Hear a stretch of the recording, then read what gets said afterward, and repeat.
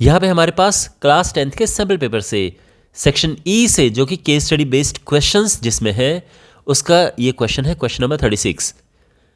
Question इस तरह से है, Miss Sheela visited a store near her house and found that the glass jars are arranged one above the other in a specific pattern. Glass jar एक specific pattern में arrange है किसी दुकान पे, किसी स्टोर पे। On the top layer there are 3 jars. तो जो टॉप लेयर है उसमें 3 जार्स हैं, 1 2 3। फिर जो उसके बाद है उसमें 6 जार्स हैं। तो बेसिकली 3 इसमें है, 6 इसमें है, और फिर 9 है, और इस तरह से ये चलता जा रहा है। और 8 लेयर है टोटल, यानी एक लेयर ये हो गई, दूसरी ये है, तीसरी ये है, और इस तरह से टोटल इसमें 8 लेयर्स हैं। ओके, तो ये बेसिक इन्फॉर्मेशन आपको समझ आ गई। अब इस पर बेस्ड हमारे पास कुछ क्वेश्चंस है, तो इनका आंसर हमें करना है। तो सबसे फर्स्ट पार्ट इसका क्या है, right an AP whose terms represent the number of jars in different layers starting from top. Also find the common difference. तो यहाँ पे आप देख रहे हैं कि जो जार्स हैं वो एक पैटर्न में है। पहली लेयर में 3 जार्स हैं, दूसरे में 6 हैं, तीसरे में 9 है। तो एक पैटर्न बना रहा है, एक सीक्वेंस बना रहा है। और ये क्या है, ये अर्थमेटिक प्रोग्रेशन यानी एपी है ना। 3 6 9 गैप देख रहे हैं, एक जैसा गैप है, तो ये एपी है। इसलिए इन्होंने लिखा है कि राइट एन एपी जिसके टर्म्स रिप्रेजेंट करें नंबर ऑफ जार्स को डिफरेंट लेयर्स में। सो द एपी, तो एपी क्या है इसमें, 3 6 9 ये है। Okay, common difference, common difference होता है बाद वाली टर्म में से पहले वाली टर्म को माइनस करते हैं, तो ये होगा 6 - 3 दैट इज 3। तो एपी हमारे पास ये है और कॉमन डिफरेंस ये है। ठीक है, सेकेंड पार्ट है, is it possible to arrange 34 jars in a layer if this pattern continued. यानी ये जो पैटर्न चलता जा रहा है, पहले में 3 फिर 6 फिर 9, तो क्या पॉसिबल है कि हम 34 जार्स को एक लेयर में अरेंज कर सके। तो देखो ये पॉसिबल नहीं है। अब पहले मैं आपको सिंपल तरीका बताता हूँ। देखो, अगर पैटर्न ये चल रहा है कि 3 है, 6 है, 9 है, अगला क्या होगा, 12 होगा, फिर 15 होगा, फिर 18 होगा, 30 33 एंड 36। तो यहाँ पे 34 नहीं है। लेकिन हम इस तरह से नहीं करेंगे, ये बस मैंने आपको एक तरह से समझाया है। कैसे करेंगे इसको, तो यहाँ पे हमको ये बताना है कि जो ये 34 है ये इस सीरीज में आएगा ही नहीं। इसके लिए हम क्या करते हैं, इसके लिए हम नंबर ऑफ टर्म्स फाइंड करते हैं। यानी हम ये देखते हैं कि कौन से नंबर में, अगर मान लो कि 34 जार्स एक लेयर में आते हैं, तो कौन से नंबर की लेयर पे आएंगे, तो उसके लिए हम n फाइंड करते हैं। n अगर एक नेचुरल नंबर आ जाता है, सीधा साधा नंबर आ जाता है, जैसे मतलब 1 2 3 4 ये जो नेचुरल नंबर होते हैं, अगर वो आ जाता है तो यानी ये है, यानी 34 जार को हम अरेंज कर सकते हैं, 34 इस लाइन में आएगा। लेकिन अगर ऐसा नहीं है तो फिर नहीं आएगा। तो हमें n फाइंड करना है बेसिकली। तो यहाँ पर जो AP है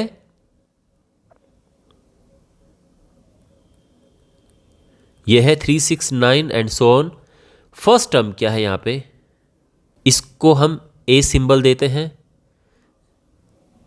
कॉमन डिफरेंस, इसको हम D सिंबल देते हैं, जो कि 3 हम ऑलरेडी फाइंड यहाँ पे कर चुके हैं।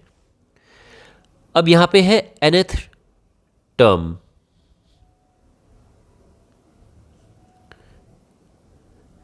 जो कि है 34, और हमने n फाइंड करना है। ठीक है, बात समझ आ गई।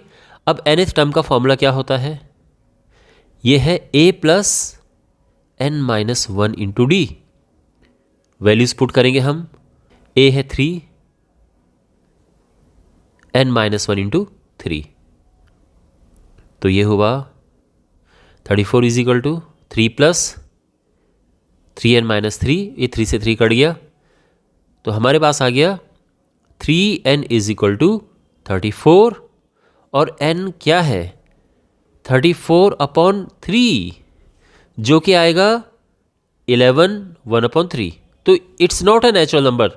Okay, since n is not a natural number, therefore we cannot arrange 34 jars in a layer with the same pattern.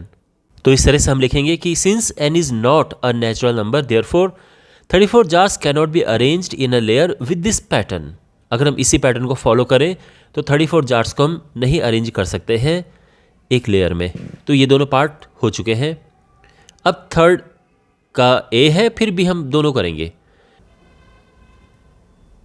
A part है, if there are n number of rows in a layer then find the expression for finding the total number of jars in terms of n। देखो यहाँ पे language थोड़ा सा अजीब लिखी है, लेकिन कहने का ये मतलब है कि सपोज दैट n लेयर्स है, n लेयर्स है, total number of layers n है, तो हमको फाइंड करना है एक्सप्रेशन की टोटल नंबर ऑफ जार्स कितने होंगे।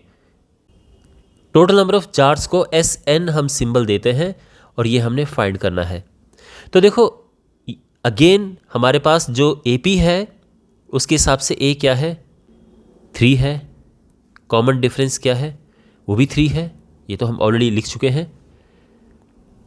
तो फॉर्मूला क्या होता है सम ऑफ n टर्म्स का, फॉर्मूला होता है n/2 2a plus n-1 into D. Got it, समझ आया आपको? यहाँ पे हमने क्या किया है, सिंपल फॉर्मूला हमने रखा है। अब यहाँ पर वैल्यू पुट करेंगे हम नंबर ऑफ टर्म्स में। देखो n में हमें आंसर लेके आना है, सिंपली हमें यहाँ पर a और d की वैल्यू पुट करनी है। a है 3 और d भी 3 है। 6 प्लस 3n-3 और ये हो जाएगा n/2। 6 में से 3 गया तो 3 आया और ये 3 बाहर आ जाएगा तो क्या होगा 3/2 n इंटू n+1। ओके, अगर यहाँ से 3 बाहर आएगा तो अंदर क्या बचेगा n+1। तो ये यहाँ पर हमारा एक्सप्रेशन आ गया है जो कि पूछा है। तो ये क्या है, ये एक्सप्रेशन है कि टोटल नंबर ऑफ जार्स निकालने का। अगर हमने ये पता करना है कि 4 रोज़ में टोटल कितने जार्स होंगे, पहली 4 रोज़ में तो n को 4 पुट कर देंगे। अगर हमने 8 रोज़ में कितनी जार्स हैं तो उसके लिए n8 पुट कर देंगे। और यहाँ पर पूछा भी है, ये पूछा है कि 8 रोज़ में कितने जार होंगे, तो therefore S8 is equal to, तो सीधा यहाँ पे पुट करेंगे हम 3/2 इंटू n की जगह पे 8 पुट करना है 4, ये तो हुआ 12 9 108 जार्स। ये हमारा आंसर है। ओके, तो हमारा ये पार्ट तो आ चुका है। अब हमने सेकंड पार्ट करना है, B part. The shopkeeper added 3 jars to each layer, how many jars are there in the 5th layer from the top. जो हमारे पास पहले वाला पैटर्न था, ओरिजिनल पैटर्न, वो क्या था, ओरिजिनल पैटर्न यानी जिस पैटर्न में जार रखे हुए थे, तो 3 6 9। अब हर एक लेयर में देखो, ये पहली लेयर है, ये दूसरी है, ये तीसरी है, हर एक लेयर में 3-3 जार को ऐड कर दिया गया है। तो now 3 jars are added to each layer. तो अब नया पैटर्न क्या होगा, न्यू पैटर्न।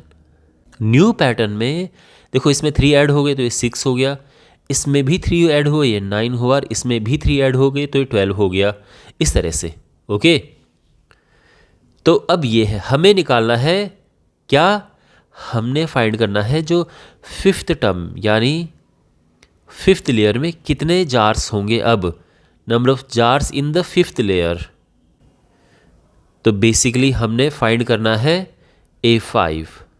ओके, तो फॉर्मूले में देखो, अभी A क्या है हमारे पास, फर्स्ट टर्म 6 है, कॉमन डिफरेंस क्या है 9 - 6। देखो A फर्स्ट टर्म है वो 6 है, कॉमन डिफरेंस 9 - 6 है जो कि आया 3। अगेन नंबर ऑफ टर्म्स हमारे पास है 5, क्योंकि 5th लेयर में हमें बताना है।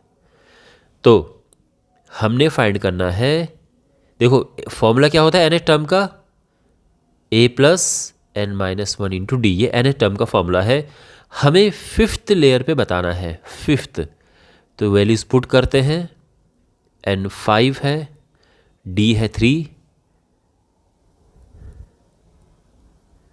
और ये आ जाएगा 6 प्लस 12 यानी 18 जार्स। तो फिफ्थ लेयर में कितने होंगे?